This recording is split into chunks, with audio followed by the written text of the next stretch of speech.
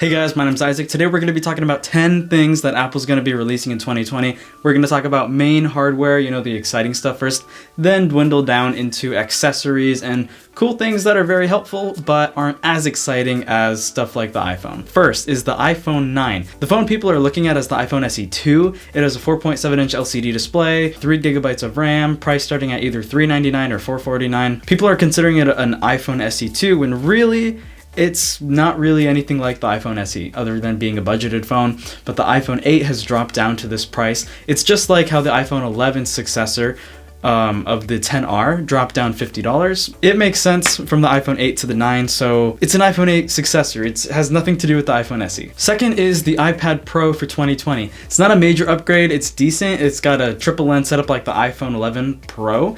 It's going to get a 3D sensing camera, mini LED backlights, Face ID, reduced signal loss. Mark Gurman is saying it's going to be as early as spring 2020, while Ming-Chi Kuo is saying, or a report from last year said that it would come in Q3 of 2020. It's possible we could see a March release if Mark Gurman is saying as early as spring. There's a lot of stuff coming out this year, so the March event is becoming more and more likely, although I still have my doubts on it. Kind of like last year, there was a week where Apple released one thing each day for a few days on their website. It was like first day, new iPod Touch, second day, new iPad mini, third day, new AirPods Pro, but there were no announcements. It was kind of fun like that, like every day we get something new. Third device is the 16-inch MacBook Pro for 2020.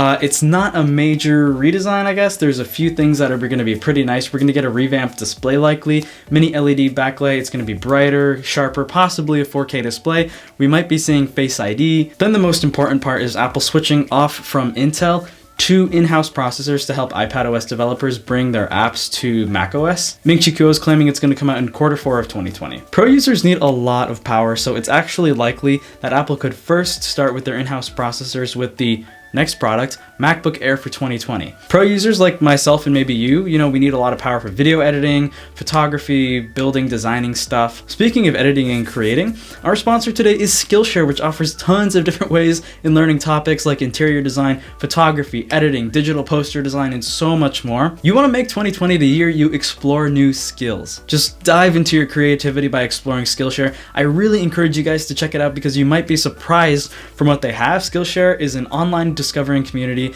They offer membership with actual meaning. There is so much to explore and so many projects waiting to be created. This platform empowers you to accomplish what you really want. I tried a video course and I'm a fairly advanced video creator, and there was still stuff for me to learn that I thought was really neat. A class I recommend, I think you guys might love, is Instagram Worthy Photography class.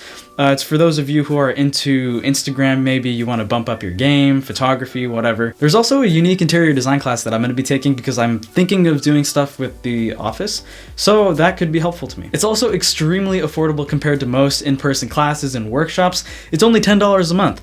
And if you hit the link in the description, it's 2 months for free for the first 500 people who click the link. So click on the link, learn, explore. It's amazing. You'll be surprised at what you can find. Next is the 14-inch MacBook Pro. This is likely to come next month. The current 13-inch is likely to receive all the bells and whistles the 16-inch MacBook Pro brought in 2019. Upgrading it now to a 14-inch display, improved microphone, louder speakers, better battery, slimmer bezels, scissor switch keyboard, better cooling system, escape key, and the Touch ID separated from the touch bar. It's not going to bring anything new, no surprises, just pretty much everything we saw on the 16-inch MacBook Pro. Sixth is the iPhone 12 lineup. Something we can expect to see every year. It's always exciting. This year especially, it's the major redesign. Thinner, new screen sizes, reduced notch, 3D camera lens, A14 processor with epic speeds, more RAM, reverse wireless charging likely, 5G, Face ID Generation 4, ProMotion display, a terabyte of storage, and a $50 increase. Seventh is the Apple Watch Series 6. Major redesign according to Ming-Chi Kuo. Micro LED, not mini LED, which starts at like LCD starting puberty. It's micro LED as in fully matured. The Apple Watch Series 6 is likely to be the only micro LED device Apple manufactures for at least a couple of years. Updated processor, better battery, sleep tracking, wireless charging, water resistance, and faster Wi-Fi and cellular speeds.